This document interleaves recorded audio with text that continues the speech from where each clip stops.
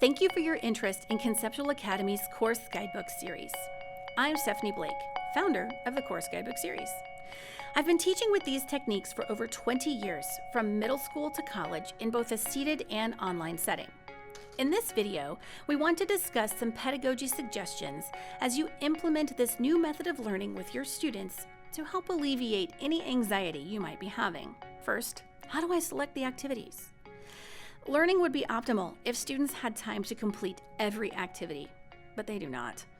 You must assess your students' abilities, time allotted, and course learning goals to select which activities meet your pedagogy needs. It is recommended that you differentiate the instruction.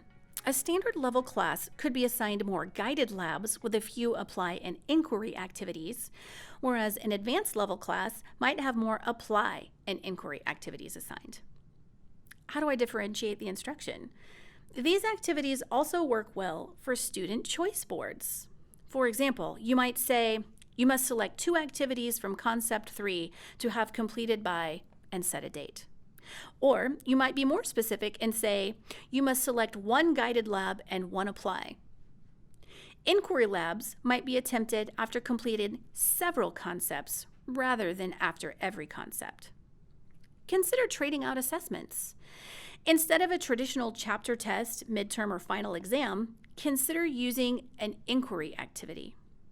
Trade out a significant portion of traditional assessments for an apply activity. Use an apply activity as a class warm-up or anticipatory set. If teaching online, apply activities make great discussion board starters.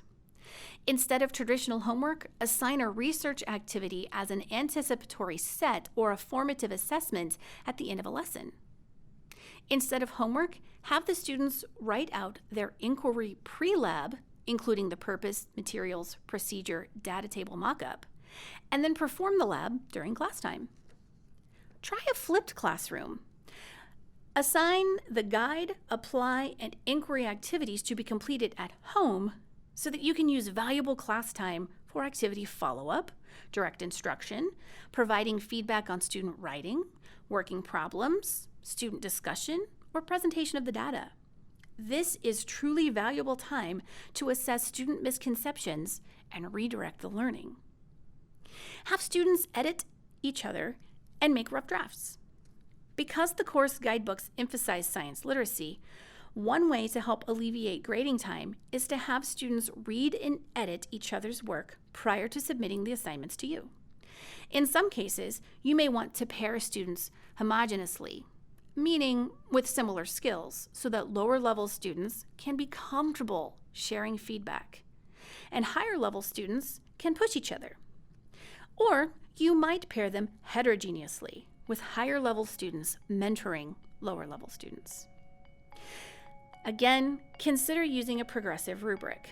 Begin with a partial grading rubric with only a few of the benchmarks listed, and over time, as student writing improves, add benchmarks.